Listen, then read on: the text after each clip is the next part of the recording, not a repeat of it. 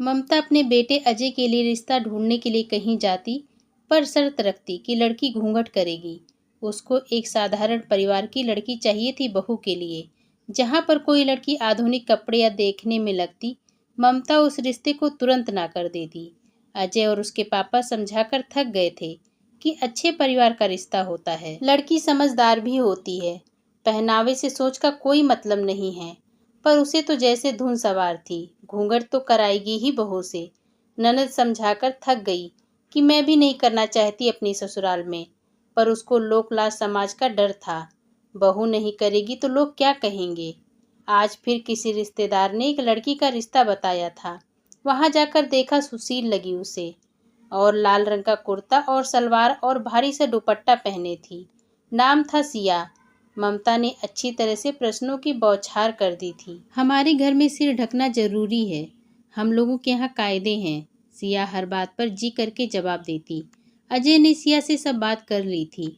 उसने साफ साफ बताया कि उसकी मम्मी को सिर ढकने वाली बहू चाहिए। उन्हें यह लगता है कि सिर ढकने से बहुएं कंट्रोल में रहती हैं। आप उनकी बात को महसूस नहीं करना। मुझे आप पसंद हैं। माँ दिल की बुरी नहीं है, बस यह डर है कि कोई ऐसी लड़की न आ जाए कि घर बिखर जाए। सिया और उसके परिवार को बातें समझ आ चुकी थीं। बस उनकी शर्त सिर ढकना था। वैसे स्वभाव बहुत अच्छा था, बहुत रिश्ते नहीं हो पाए थे। इस बार अजय और उसके पापा ने सिया के परिवार को समझा दिया कि हम उसे घूंघट नहीं कराएंगे। बस शादी की रस्मों के कुछ दिन मेहमानों का आना जाना जब तक होगा, ममता को कुछ दिनों में समझा देंगे। जल्दी से जल्दी ममता को समझाने का वादा कर लिया था। करेंगे कैसे, ये अंदाजा नहीं था, पर सिया बेहद पसंद थी। उसके परिवार के स्वभाव ने रिश्ते को हाँ बोल दी। शादी करके सिया घर आ गई।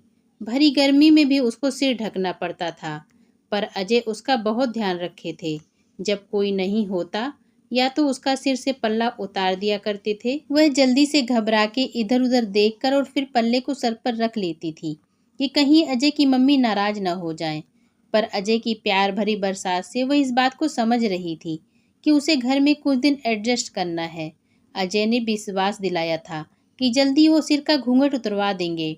ससुर जी ने सिया को बता दिया था कि थोड़े दिन के बाद वह जहाँ नौकरी पर जाएगा वहाँ उसे ले जाएगा। रीति रिवाज खत्म होने के बाद ममता से बात करेंगे। सिया समझदार थी और घर का पूरा ध्यान रखती थी। सिया के सिर ढकने से पूरे चेहरे पर उसके दाने निकल आए थे, जो कि हद से ज़्यादा बढ़ गए थे। डॉक्टर ने उसको बताया कि उसकी गर्मी की वजह से उसके चेहरे में इन्फेक्शन हो गया है। डॉक्टर ने उसको एलर्जी की दवाई देकर और सिर न ढकने की सलाह देकर घर भेज दिया था। सिया इन्फेक्शन से भी खुश थी कि अब उसे गर्मी में सिर नहीं ढकना पड़ेगा। ममता ने बहुत कोहराम मचाया, लेकिन सिया के साथ उसके ससुर, अजय और ननद तीनों का साथ था, इसलिए सिर ढकना मना हो गया। सिया के दाने ठीक हो गए और ममता को उसका सिर ढकना पसंद था। इन कुछ दिनों में सिया को अब आदत हो चुकी थी बिना सिर ढकने की। उसमें बहुत अच्छा महसूस भी कर रही थी, तो उसने कोशिश भी नहीं की सिर ढकने की। अजय के पापा का बहू सिर ढके नहीं पसंद था।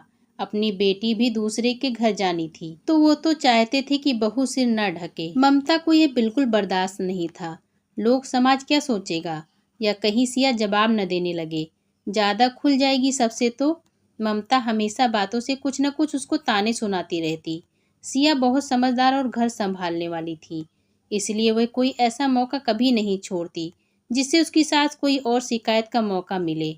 ननद के साथ घर के काम अच्छे से संभाल रही थी। सिया को ममता बराबर में पड़ोसी की बहू की हमेशा तारीफ करती।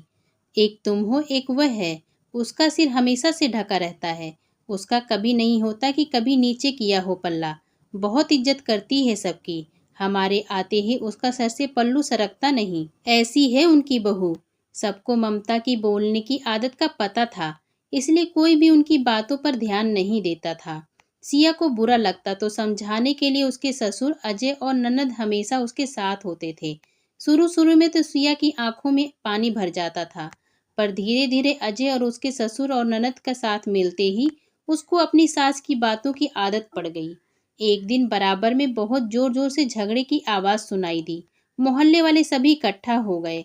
अजय, अजय के पापा, ममता, ननद सभी लोग पड़ोस में देखने चले गए कि क्या हो रहा है, पर पड़ोसी के घर में किसी को दूसरे को देखने की सुध नहीं थी। आपस में लड़ने के अलावा पूरा मोहल्ला इकट्ठा हो गया।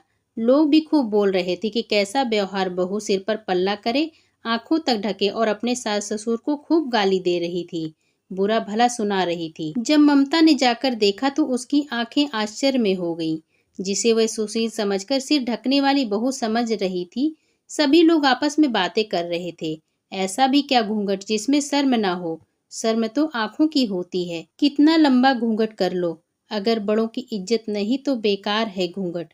ममता को पता चल गया था। झुकी आंखें सब कुछ बयां कर रही थीं। खुद पर शर्म आ रही थी। आज ममता का चेहरा शर्म से झुका हुआ था और बाहर आकर सब आस पड़ोस वाले सिया की तारीफ कर रहे थे। किसी ने जवाब देते अपने घर का अनादर करते नहीं देखा था। आज ममता भी अपमानित महसूस कर रही थी और आज यह भी जान गई थी कि घूंघट सिर ढकने से नहीं, आंखों की शर्म होती है जहां बड़ों की इज्जत की जाती है। जाते ही सिया को गले से लगा लिया, कहकर हमारी बहू तो लाखों में एक है। सब एक दूसरे को देखकर मुस्कुरा रहे थे। सिया अजय एक दूसरे को देखकर। आज के बाद सिया को कोई घूंघट का ताना नहीं देगा। अगर आपको मेरी आज की यह कहानी पसंद आई हो तो मेरे चैनल को लाइक शेयर एंड सब्सक्राइब जरूर करें। धन्यवाद।